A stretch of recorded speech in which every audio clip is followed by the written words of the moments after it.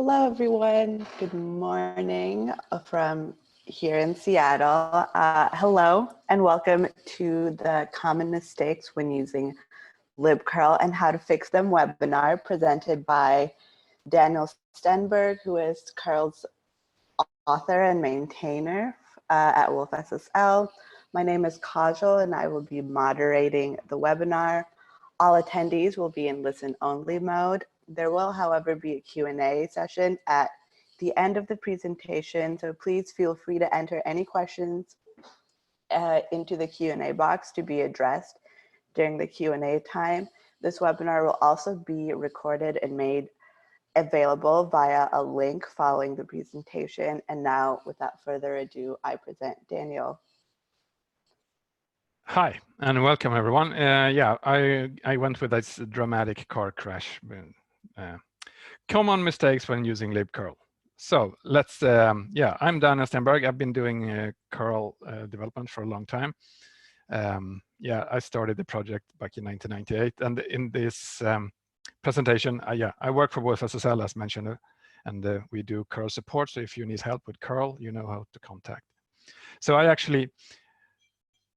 Well, libcurl was created back in 2000, so we had a few years without libcurl when we only had curl, the command line tool. And since we had libcurl, we've basically remained having the same API, and we've grown with it, and we have a stable API that we don't break, and people are using it and so on. So we've been using it for a long time. And over these years, since we don't break behavior and we don't break backwards compatibility, we don't change the API, and therefore some of the choices we've done over the years maybe haven't been the best, but at least it also gives us a long time to record, you know, patterns in behavior and mistakes and what we see people are doing repeatedly when using libcurl. And that's what brought me to this idea of making this little webinar about trying to collect the most common libcurl mistakes that I've seen or that I can recall people are doing. So I'm going to run through 15 of them, that being documentation, return codes from libcurl API calls, the verbose option, there's a curl global init, how to do redirects, the HTTP method, certificate checks, zero termination of strings, and yeah, C++ strings as well. Something about threading, the signal things, and how to do static builds on Windows. Should you let your users set the URL when you're working with libcurl? How about the callback invokes, and what about C++ methods? So a bunch of them. And I'll try to not linger around too long for each one of them, because as I said, and you can count, there's 15 of them here. And I'm going to just get into them, describe them, and talk a little about them to give you a feel that, and I think in all of these cases, anyone who's listening to this or watching this or read the slides afterwards, they can all agree that sure, we can see why these are mistakes, but and they really, of course, shouldn't happen, but still they keep happening. And sure, there's a Q&A in the end, so whatever question you have, type it into the Q&A thing during my talk, or do it afterwards or whatever, and we can do the Q&A for as long as there's questions to ask afterwards. So why are these mistakes made? Sure, that's a tricky question to answer, of course, and I mean, all cases are special and individual, and we're all unique and so on, but humans are lazy by nature, of course, so we're all guilty of that, right? Trying to make shortcuts, getting things done in time, maybe not do more than we have to, and so on. And we're pressured and we need to deliver, and there are deadlines and so on. And we also then are easily led into copy and pasting code and examples from, as I call them, questionable sources, maybe sources that aren't really vetted. You Google it and you paste or you copy and paste the first hit you find, and it works for a while. Maybe you didn't really consider the consequences. And of course, documentation is hard from my or for the curl projects, and then it's hard to write documentation that really considers everything for the user, and without drowning the user in documentation. And if you drown them in documentation, then you can expect that the user won't find the particular details they need because it's just too much, or wrongly formatted, or hard to index or whatever. And ultimately, internet transfers are complicated. There are a lot of, curl supports a lot of protocols. There are a lot of subtle details when using all these protocols, and the servers are, are being picky or particular at times. So you need to sort of adjust your end to the other end. And there's an internet that is wild in between, and you need everything to work and so on. And yeah, maybe, just maybe, the curl way isn't always the smartest. As I said, we have this organic way of developing curl, and we try never to break behavior, which means that if we come up with a way and we introduce it at some point in time, we stick to that, even if sometimes perhaps we did it in a way that turned out to be not the most clever way perhaps into the future, but now we've done it that way and we stick to it. So number one, first, this is such an obvious thing, right? But skipping the documentation will lead to badness. And of course, we see this all the time because we have a lot of options in libcurl, and they have plain English names, which leads users to believe that you know what the option does because you can read the name, right? And you can understand what it does based on the name. But the name is a short one, right? And we try to make them short and sort of to the point. But do you really know the subtle little details? No, very often you just presume that just because you understand the option name, you think it does what it says because you want it to do that. But yeah, and you copy and paste it from somewhere, but there are also details, and the devil is always in the details. So maybe you set that single option that says something, it's a Boolean, but what exactly does that mean? So by skipping that documentation and not reading up what the option actually does, just assuming that you know what it does, that leads to sadness. And in the curl project, we have a lot of documentation, and the documentation is, well, according to me, really good in most cases, and really in depth, and everything, mostly everything at least, is well and thoroughly documented. And we have over 100 standalone examples if you want to just get an existing vetted, proven to work example. But examples are also tricky. I'll get into that later. And of course, consider which docs you rely to when you read the when you do read the documentation, read the correct documentation, right?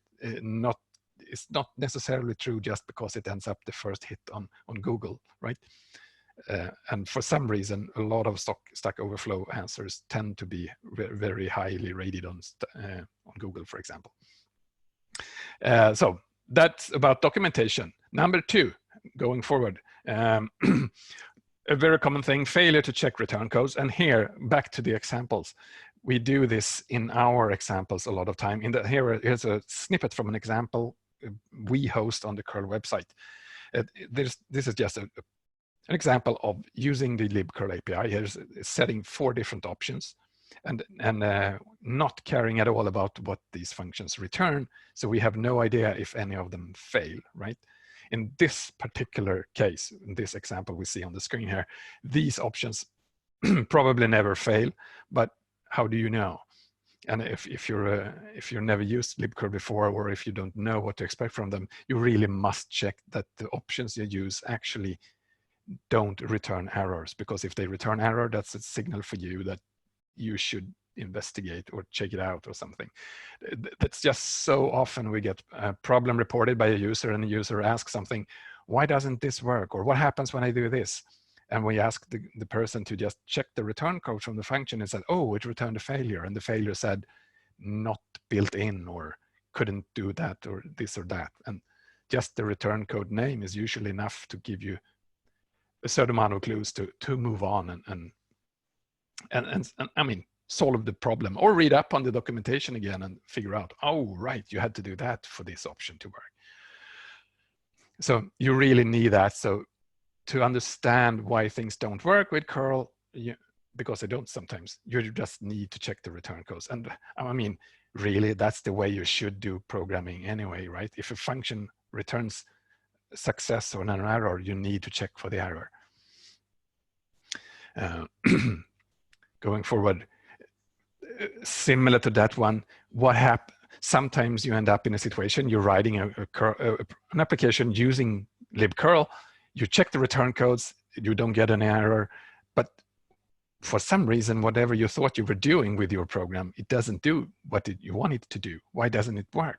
And you sit there and getting all up in arms on your email, an angry email to the curl mailing list, but you forgot to set the verbose option, because the verbose option is really helping you to answer, figuring out the things like, why doesn't it work? What does curl actually do under the hood when you try your internet transfer? So you really need to remember to set the verbose option, at least when you try to figure out why curl is misbehaving, right?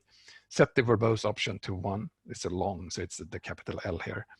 It's a Boolean, 0 or 1. You can just set it to 1 value, and it's the verbose or not verbose.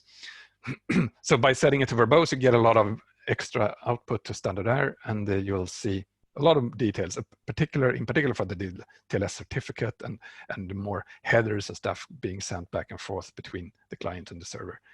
And it is really helpful for you to understand what's going on and to debug and track down problems or misbehaviors or figure out nuisances or just weird behaviors.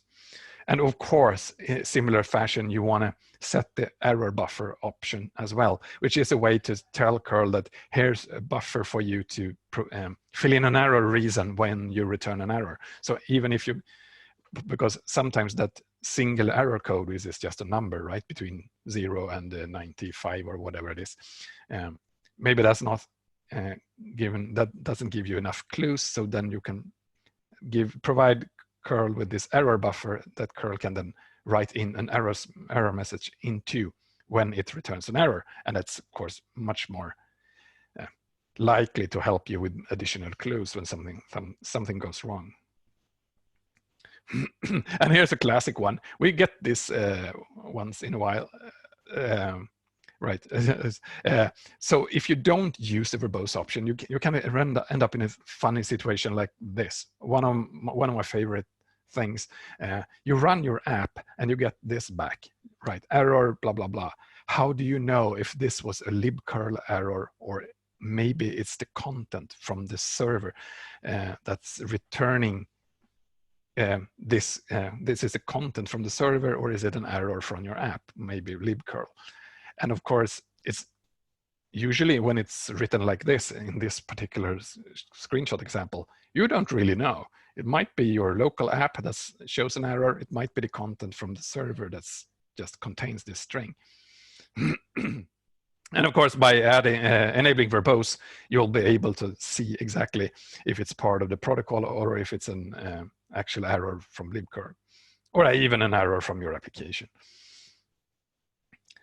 I think there's a famous server somewhere that people are using that sometimes shows this. So we get this particular error reported every now and then for the same server. And sure, I would even suggest that if you're using libcurl in an application or device in production, maybe have a way to toggle on the debug option. I mean, not for ordinary users, but maybe some secret way to do it to just enable you to debug things in production or even remotely or stuff like that to help you understand what's going on with your customer systems or your remote applications installations or something. And of course, you can redirect this output that you get from the verbose option to, it's sent to standard error, I told you, but there's another option that can redirect standard error to somewhere else. Or you can even go with implementing the debug function callback, and then you will get all the verbose messages to that callback instead of getting sent to the standard error. So then you can, I don't know, incorporate into your regular application logging or things like that, or whatever you think it's suitable for your application. That's verbose. One of the little things we added to the project, actually we didn't have it from the beginning, we added it a few years in, that's a global init function. So you need to init global libcurl globally before you use it. And if you don't do it, curl easy perform or another perform function will do it for you. So in many cases, it doesn't matter. But it also means that you can't really control what it will do. You will just rely on the default implicit behavior, which of course it doesn't call then the opposite function, curl global cleanup. So if you would, for example, run a memory leak tool, you would see that curl might leak memory because you don't call the global cleanup. And of course, that's not a huge problem, but there are other more subtle things that happens when you don't call the curl global init. And that is in particular because the curl global init is not thread safe. So you need to call curl global init on itself securely in its own thread, or I mean not from more than one thread at the same time at least. And well, it is not thread safe because of what I call legacy and reasons, of course, here, and it will hopefully become thread safe one day, but it isn't right now. So you need to call global init first, and you need to call global cleanup last. That's just the way it is, to make sure that if you want to make sure that your libcurl inits are perfectly thread safe, so that you don't have any problems. And of course, there are challenges with doing global init completely alone without any other doing it, in particular in plugin scenarios and so on. But still, that's the way global init works right now. When you use libcurl in a HTTP surrounding, and let's admit it, most people use libcurl with HTTP at least fairly regularly. And when you use HTTP, you have this redirect concept, which I'm showing you an example here. This is an example of an HTTP 1.1 redirect. So it means that you get a 300 something return code in the top line here. You can see it, 301 in this case, and then there's a location header down there showing the new location where the server tells the client to go instead of whatever you got in the first place. It's commonly used with HTTP, of course, and libcurl supports following redirects automatically, so you don't have to care about it. You just tell libcurl to follow them, and it'll do that. But you need to consider the consequences of doing this. And for example, what protocols will you allow libcurl to follow to? Since that's you saw that the location : header, it specifies a full URL.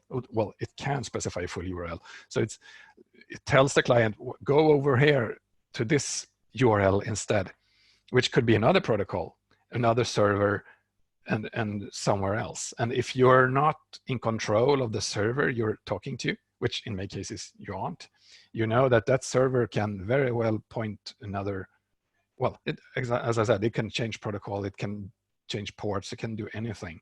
So you really need to consider that when you just blindly allow redirects.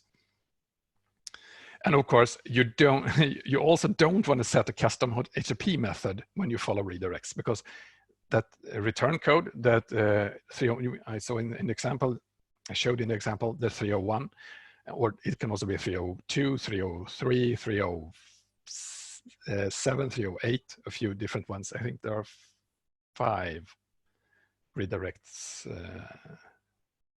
It doesn't matter. At least they are different, and they also have different meanings to the client, if whether it should change the HTTP method or not in the follow-up request, in the second request, or third or fourth.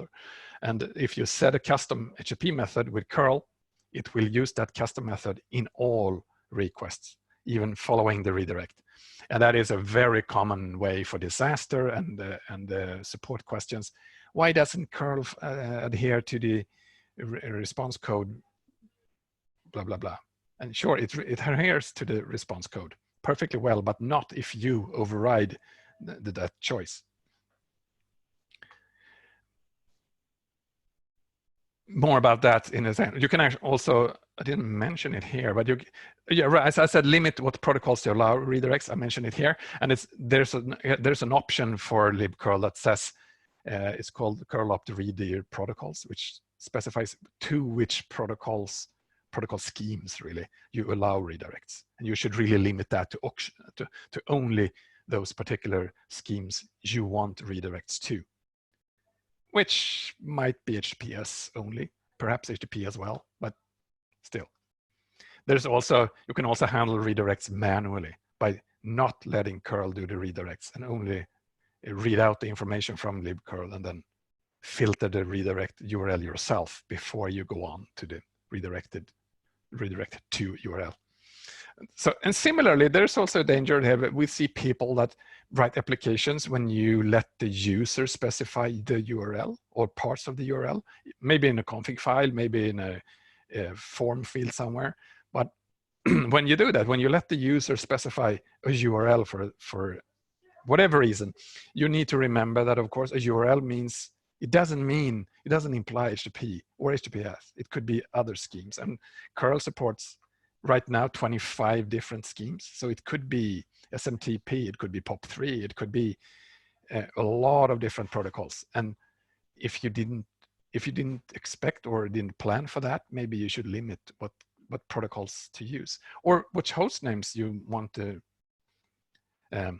the user's URL to identify, right? Because maybe the user will use a URL that goes to a malicious server or server that tries to fool you, maybe with a funny redirect, maybe whatever.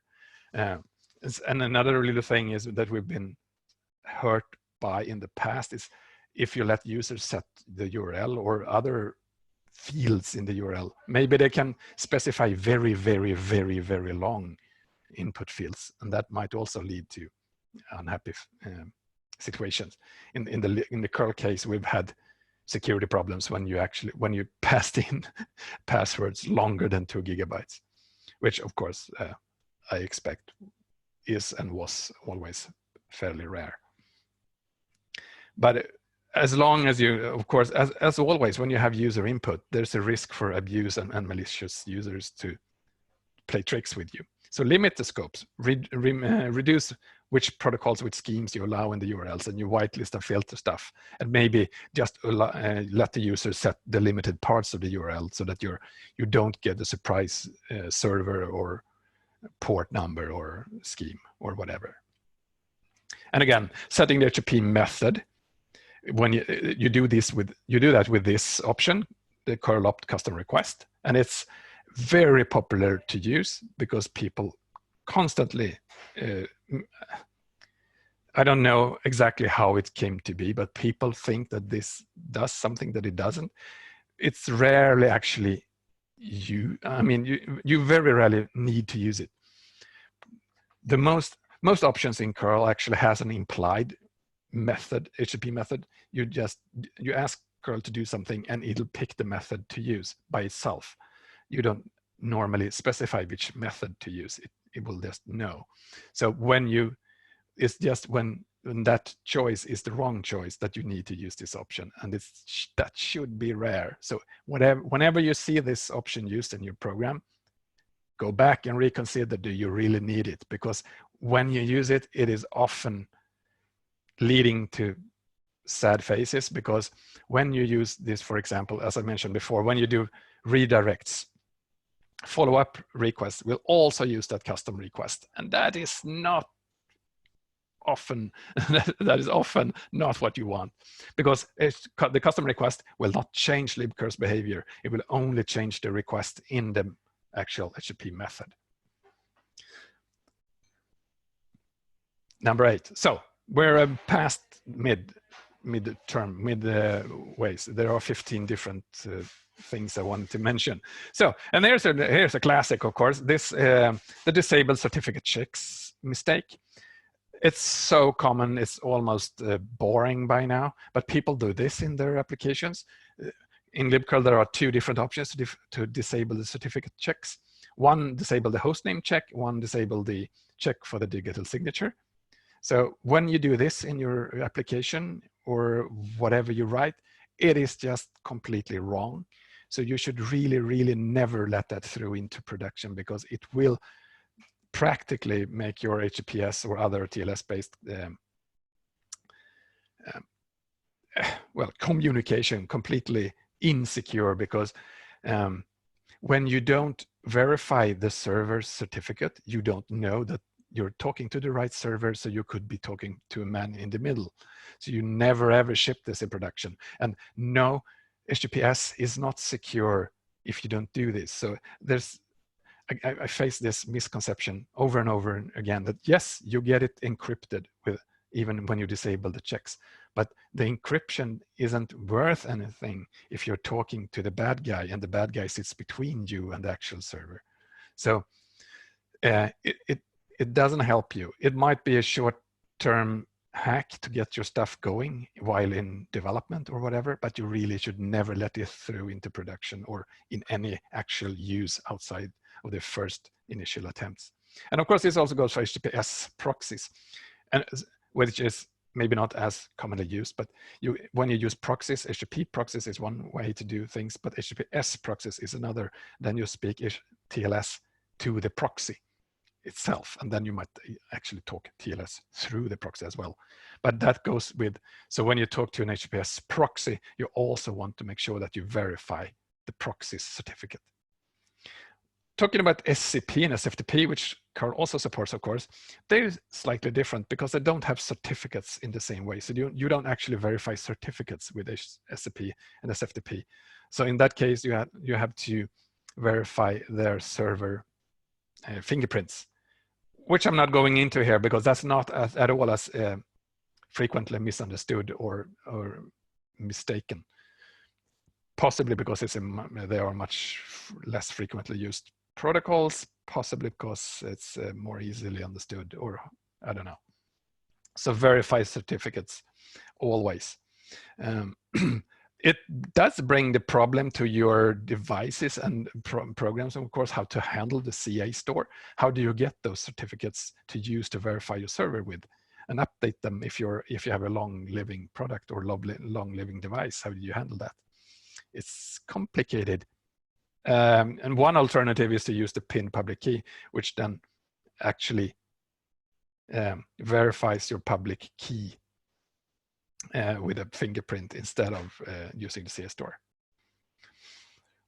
And here's another little subtle thing which comes to the libcurl being written in C, and it provides an API in C, and people are writing applications in C. And as you do that, people tend to assume that when you get data that looks like a string, it will be zero terminated. But in this case, in libcurl, we provide data to applications as a callback in the write function, and there's another callback header function, basically. So you can get, for example, when you get a HTTP response, you get the headers in the header function, you get the body in the write function, just to make it easier for the application to separate headers from the body. Anyway, you get that data into the callbacks, and you get a pointer to the data, and it looks like this. Here's the callback example. It's called write callback here in this example, and the data pointer here is the first argument. It gets the data, and it actually has a size and a member variables here because it's based on the fwrite function originally, so it has the same prototype as the fwrite. And the fourth argument, the user p, is just a user pointer set by the application. So libcurl doesn't set it, it just passes it on from the application. But anyway, the first pointer here is the data pointer. So when you get, for example, if you download an HTML page from a web server, it will look like text, right? So people will very often assume that you get this as a zero terminated string, which we don't provide in curl because it might as well just be binary. So if you download HTML, it looks like a string, right? But if you download a PNG, that's a binary image, it won't be text. It's just a pointer to the data you get. And there's argument 2 and 3 here is the size of the data. So the typical mistake looks like this. I know I'm doing you this favor here by showing you this bad example, but maybe I should put the red cross on top of it from the beginning. So basically, you get the data and it looks like text, and you might actually be fooled to use like printf or strucomp or other C-based functions that are or structure, I don't, they're hard to pronounce, these functions. They're not really meant to pronounce. But anyway, they all these functions, they operate on C strings, and C strings are data terminated with a 0 byte. But in this case, the data is not terminated by 0 byte. It has a length given in argument 2 and 3. So a lot of people then do things like printf, strcpy, or strlen, and it will work at times, because who knows what follows the data in the memory. It usually then just ends up getting some garbage every now and then at the end of the data, and people are very confused. And sometimes, of course, you get a crash, and when you run a debugger, it behaves completely differently. Of course, using Valgrind or address sanitizer in your compiler will point out the problem pretty soon, but still, it's a common mistake. Similarly, going into the strings world, C++ strings are not C strings.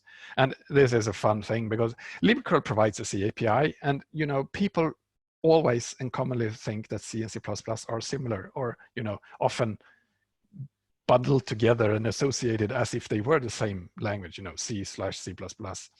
And yet they are also different, and they're different in some fundamental parts that's enough to cause problems. And this is actually this common mistake.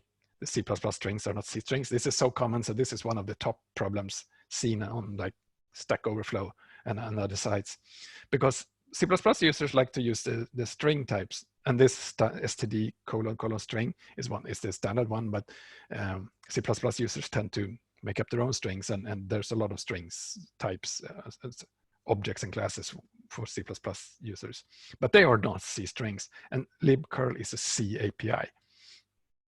And here's the thing here, that the function you set strings with primarily in libcurl is the curl easy setup. Basically, you set options. There are 270 different options you can set in libcurl today. A bunch of them, maybe 50 of them, maybe almost 100 of them takes a string, right? But a lot of the other options take other kinds of options. So you can set a Boolean or a long number and other things. And you can do that thanks to this function taking a var arg as the third option. And the var arg can't be type checked correctly but in the C language. So therefore, it can't really check that you're actually passing on the correct type of the string, which leads to the compiler not being able to properly warn and highlight the problem when you do that in your program. So you can easily let it through, and you get runtime problems instead of build time problems. And here's a perfect example of some bad code. Wrong, bad. Keep the URL here. You provide the URL. You keep it as a C++ string object like this. You create this, and here's an example.com URL, and you want to pass it to curl, right? And this will actually compile then, because it's a var arg. So curl, the compiler doesn't actually know to forbid you from doing this. But it's wrong, right? Because this is a string, C++ string object. libcurl doesn't know about C++ string objects. It has no idea. It comes out as a, well, usually it causes a crash, I think. Possibly it causes some random junk to appear in the string, because this is the way you should do it.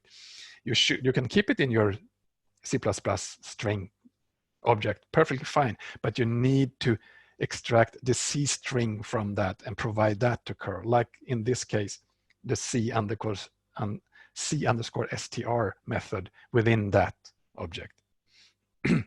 And that way you make curl happy, and your application is happy, and we're all good.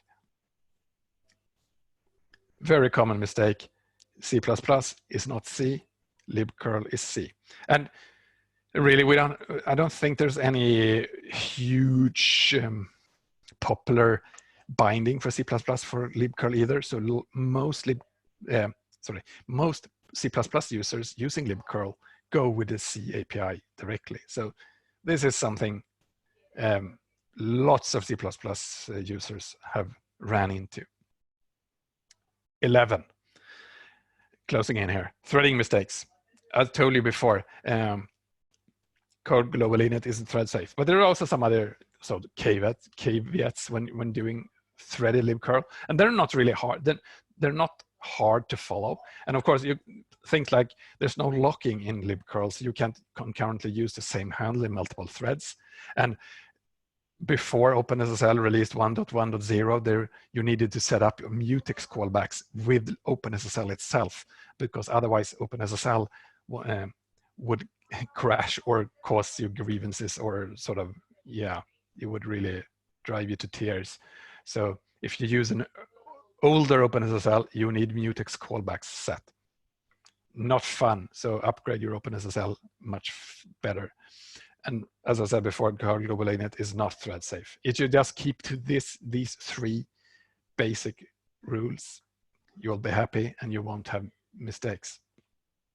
Right, the curl global init will be thread safe at one point. Hopefully not too long into the future. There's an option called curl op no signal in curl. It's been there for a long time, and it's hard to understand what is signals. When do you? I don't think we helped anyone by having this negative sort of reversed option. You set the no signal to true to not have it handle signals. Basically, signals is a Unix concept. So if you're not on a Unix system, you can pretty much ignore it anyway. But a lot of people are on Unix-like systems like Linux or BSDs or other flavors, and it's basically a binary flag or sort of bit coming in, and it sort of interrupts everything. It says an incoming signal. Here it is, and it's complicated in multi-threaded worlds where when an outsider sends an signal, because it's complicated to which thread it arrives to, and it's complicated to handle signals, and it's especially hard for, I didn't mention it here, but for a library, because the library might cause signals that your application isn't aware of, or vice versa. So, and actually, curl really wants to avoid to use signals. So if it was up to me, curl would never cause any signals, because signals are only making things hard and complicated. So if we could all avoid signals, I would be a happier person. But if you, for example, if you build curl with the synchronous name resolver, which is the way you do name resolving, if you don't use threads and if you don't want to use threads and you don't want to use cirs for name resolving in curl, you go with the stock synchronous name resolver. And that's a synchronous name resolver call, right? And that might be very slow at times. So you can actually, if you set a timeout with curl, it'll actually ask for a signal to arrive if it's too slow. So if it takes 10 seconds to resolve a hostname, kill me. And then libcurl will receive a SIG alarm signal, abort the name lookup and return. So that's one way curl will actually trigger a signal. Another thing that can happen is that if we use OpenSSL, for example, there's no way for us to avoid that OpenSSL sometimes try to write data to a closed socket, and that causes a SIG pipe to happen in within the process, and that's why when libcurl typically tries to ignore SIG pipe when you build with OpenSSL and uses OpenSSL to make sure that your application never sees this signal, because it's completely unnecessary, it doesn't help us, and there's no way for us to prevent OpenSSL from triggering that. So if you set no signal, you basically ask libcurl, hands off everything that has to do with signals. So libcurl will not do anything to trigger signals. It won't use alarm, so it won't abort slow synchronous name resolves, but it also won't set any SIG handler, so it won't ignore SIG pipe either. So if you get a SIG pipe from OpenSSL, your application will get that signal. You need to do that. You need to provide a SIG handler, because if you don't take care of the received signal, your application will simply abort when you get it. So signals, an annoying part of Unix libcurl application, I think. Going into the Windows world instead, people forget this little option. You need to define when you build your when you use libcurl as a static library and you build your application, you need to define this otherwise you get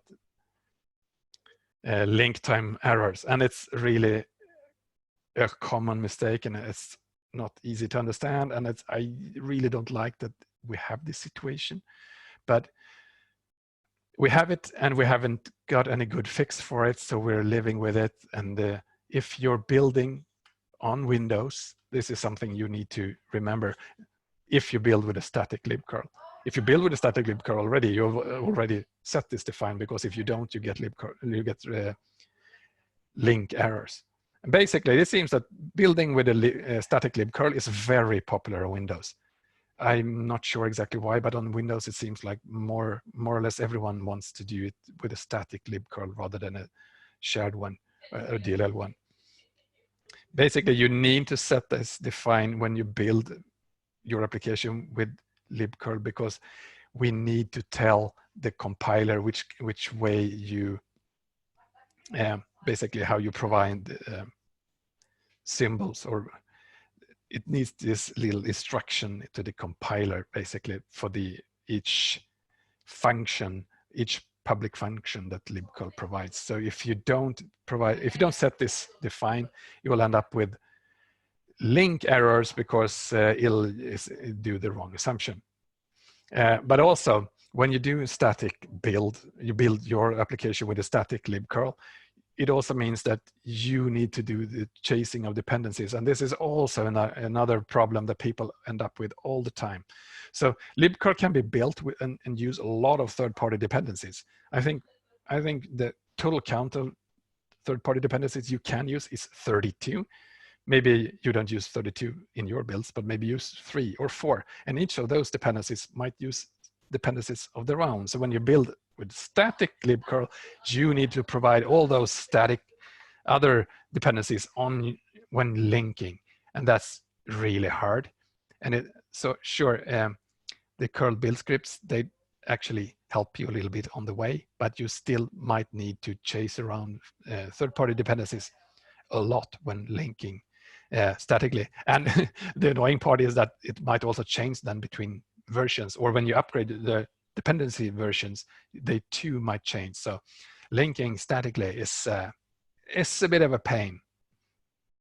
Related to the C++ strings thing I mentioned before, people also like methods, of course. When they write C++, when we write C++, we use methods in class, and they look classes, and they look like functions, but they cannot be used like a C function, just like that, right?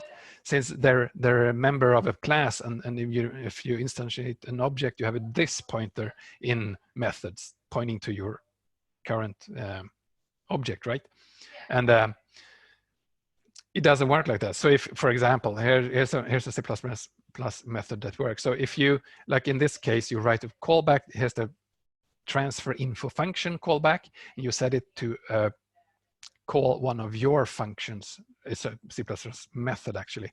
And in this case, it's a static method, which means that it doesn't get any this pointer, but you instead pass on the this pointer in the data pointer option here. So and then you sort of convert it by static casting it, and then you call the non-static function. So you can do this funny workaround dance to get it working. You just need to remember, basically, it's enough to remember that you cannot pass in just a C++ class method and expect it to work, because it's a C API. Another funny thing is when you ask for content to get returned by libcurl, you provide, this is the last one, the last common mistake. I bet there are more. Some of these are maybe not as common as the others, but sure. When you get data from libcurl, you get that provided in a callback that I mentioned before already, the write function.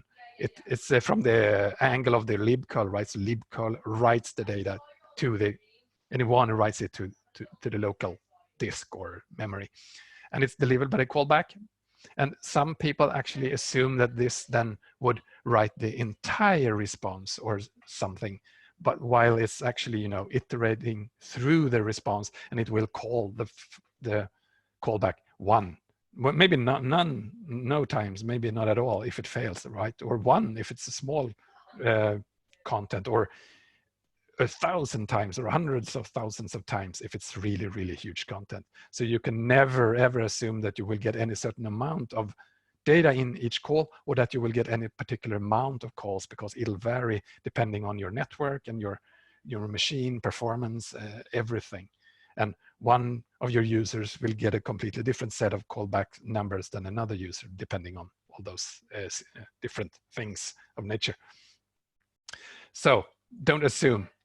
And of course, most of this is more or less written in stone, but a lot of this we can help users by improving documentation, and we can improve by providing better APIs and so on into the future. And of course, you can help by helping us in the project, and me in particular, understand what we've done wrong and right, and sort of where to go next. So your feedback is always valuable and is interesting, and your code and whatever, your bug reports. So we rely on your help always. Whew, that was it. I went a little longer than I wanted to, but another thing, documentation. I mentioned the first common mistake. I've tried to document basically much everything you need to know ever about curl in this book, Everything Curl. It's on this URL. There you will find a lot of tutorial-like explanations for using curl, libcurl, and a lot of details around it. It's a work in progress. It'll never get done, but it's a lot of content there already, at least. So that was what I wanted to say. Whew, I talked a lot. I talked fast. Maybe some of you haven't fallen asleep yet, but if you have any questions, feel free to shoot.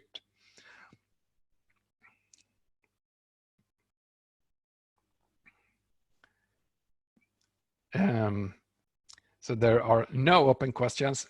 I take that as an indication that you all fell asleep or just went away and left the computer on. But it doesn't matter. I will, after this talk, the video will be online soon. I will also post the slides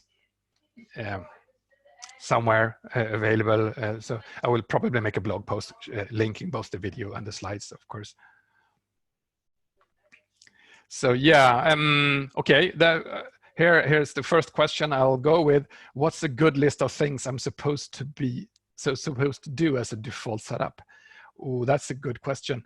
Actually, in general, most of the things curl you should do as an application, curl should do by itself. So if you're happy with if you don't change anything, curl should do the default behavior securely and safe by default, right? So don't do anything if you don't have to. But when you change things, just be sure that you're actually, change the right things and change it for the right reasons, and don't just assume that things are the way because you read it on the wrong site. We actually try to make a really big effort to make sure that our default behavior is safe and secure. But you can use curl in a lot of different situations, right? And we don't know what your particular use case is, so you need to check it out. If curl doesn't do the way you want it to do by default, change it. Yes, so any plans for better CMake support? It's a good question. So CMake is a little bit of a well, forgotten stepchild in the project. So I want to have better CMake support in curl, but it's also it's a big challenge. I'm not myself personally very into CMake from the beginning. I've never learned it, so for me it's a sort of a foreign language. I speak very badly, even with an even stronger accent than I speak English. So, and that means that I pretty much always end up with fixing the auto tool builds and everything first and making sure that works, and then oh right, I need to fix the CMake, and then go there and I don't understand it, so I make it slightly bad and it maybe works, something like that. And then I have to rely on on others to help me out with that, and that doesn't always work, right? So we end up in a situation where the CMake support is always lagging behind. All the tools and the configure set is much more complete and much more reliable. I don't know really how to fix it, because I don't have more hours and energy in the day to do that. So if you wanted to really help me support better CMake, you help me by buying support, and I will help you support CMake much better. So the CMake variables conflict with C-Iris. Yeah, that's a good question. I wasn't aware of that. That seems like bugs. If that's true, you should just submit them as bugs, possibly in both curl and C-Iris, because surely they shouldn't conflict. That seems like just plain bugs. We should fix that. I have a C++ binding for libcurl. Yeah, I actually have a. The question is, are there plans to have a C++ binding to libcurl? So I mentioned it in my roadmap for 2020 for libcurl. If you haven't seen that, you could go and see that. We did that as a webinar, I think a few weeks ago, a month.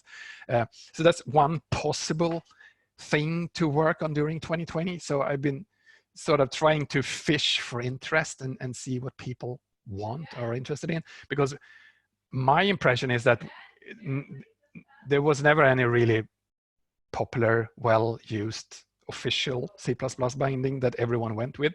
In a lot of languages, there sort of just grew one binding that everyone used for that particular language. But for C++, that seemed to never really happen. So maybe that's something for us to do in the curl project, to sort of grab that task and go with it. Again, it's a matter of priorities. So it depends on what we have with, workload in general, and I have to focus on paying customers. So regarding RTSP and authentication, if the just auth is requested, I also need to set RTSP as a redirectable scheme. Why does requesting the just auth not automatically also set redirections? Well, this is a bug.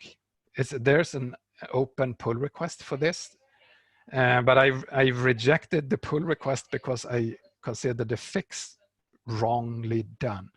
Because handling authentication within curl is not the redirect. You shouldn't have to enable redirects to handle authentication. That's not the way we do it with HTTP. It's a mistake that you have to do that. So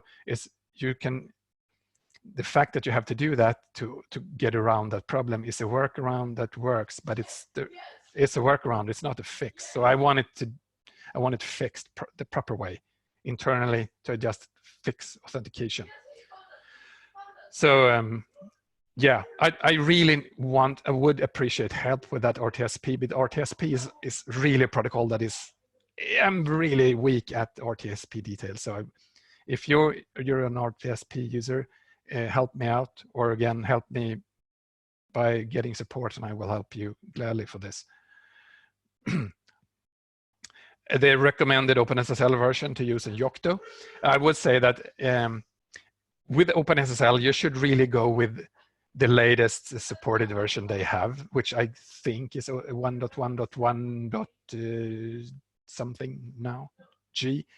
So because they're providing a lot of security updates, and they don't support the older versions anymore. And you have that threading issue with anything older than 1.1.0. So I understand that there are reasons for users to go with older versions sometimes. And I have a full sympathy for that. I don't have the complete picture, and I really can't tell you if you're right or wrong when you're doing that. But I will, as basically all dependencies you're using within your app or with libcurl, you should usually go with a recent one for security updates and for just getting proper supports. Why was it prohibited to call API inside callbacks? For example, it was very convenient to add new transfers inside some callbacks.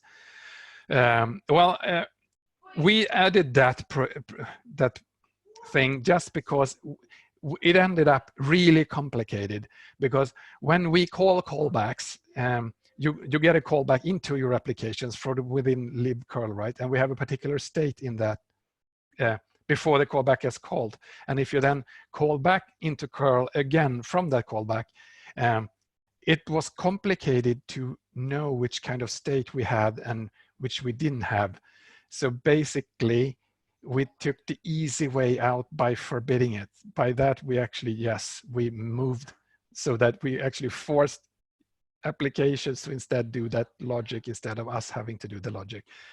Pretty much, I mean, for safety, for to just make it more solid and reliable behavior. And also it's because it's turned out to be really hard, right? So what do we, should we really, in all callbacks, should we test that each API could be called so that we don't have anything broken because of our states and may linked lists internally and everything?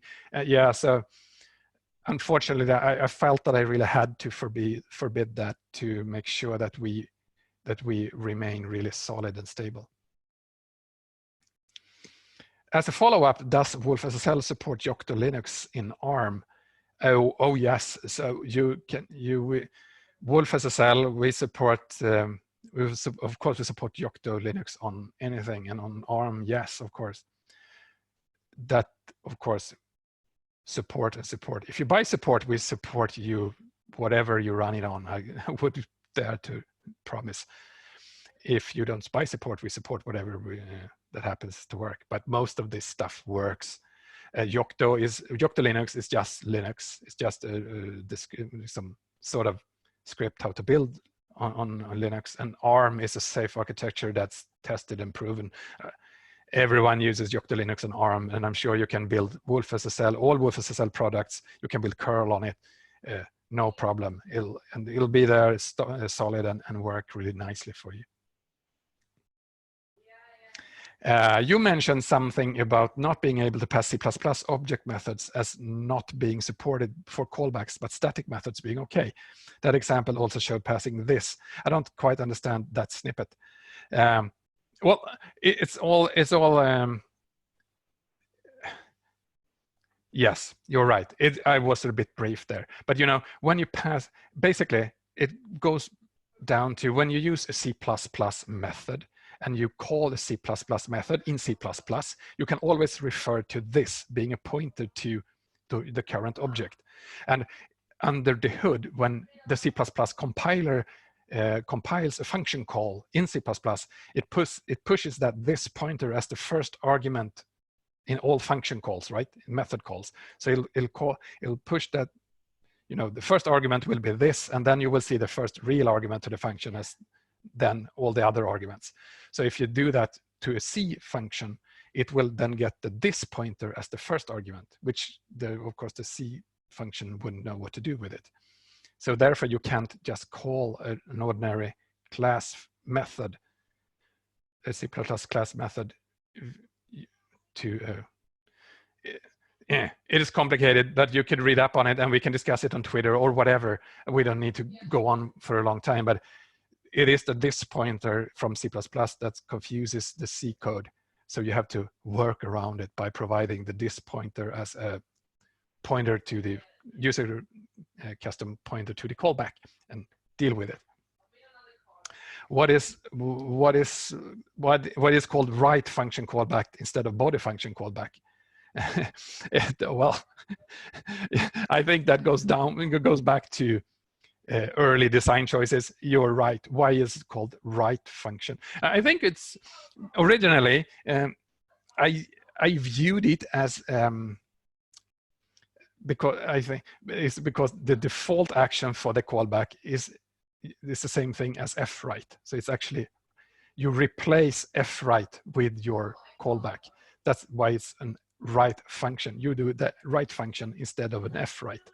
So it's a bit complicated, but I think it's also water under the bridge, old mistakes or old decisions that we made. I say we because it feels like it was less my decision, but I think I took the decision. I think I did it like that already from the beginning. So the right function was that name in the first original version of libcurl. It's just a name. Naming is really hard. It's hard to do the correct name and you know, stick to it and be really happy with it. That's also why you see slightly different naming conventions in different options and so on, because I've you know, shifted a little bit over the years in my opinion on how to name things and how to call new options and old options and so on. So yeah, I think nowadays it's better to stick with a name because it's in all the documentations, in examples and applications everywhere. So it's much better now to just stick to the name right function rather than introduce a new alias and call it something else, because that will only confuse everyone and make it not work with all the other examples and docs from the decades that have passed. That's one of the good things with sticking to the same API, that the documentation and the examples, they're there. We wrote them 20 years ago. Most of that, they still exist. We changed the API a few times. The most recent time in 2006. So at least the API has been solid going forward. I mean, not going backward for 14 years. So I hope we'll be able to keep it this solid for a long time into the future as well. So there's no more questions now. So I'll give you just 3 more seconds to answer questions. And if you don't, I will call it a day. We're over an hour already. So this was fun. Thank you for all the good questions that added some extra good spice at the end. Here we are in my evening. I hope you'll have a good morning wherever you are. And I think I'm done for this time. Yeah, thank you everybody for joining this webinar. As a reminder, please follow both Daniel and us on Twitter. Daniel, of course, is @Badger and we are @WolfSSL. If you have any questions, you can shoot us a tweet or you can even email us at support@wolfssl.com and we'd be happy to answer any questions or comments or concerns you have. Thank you so much for attending this webinar and I hope everybody stays safe and healthy today. Bye.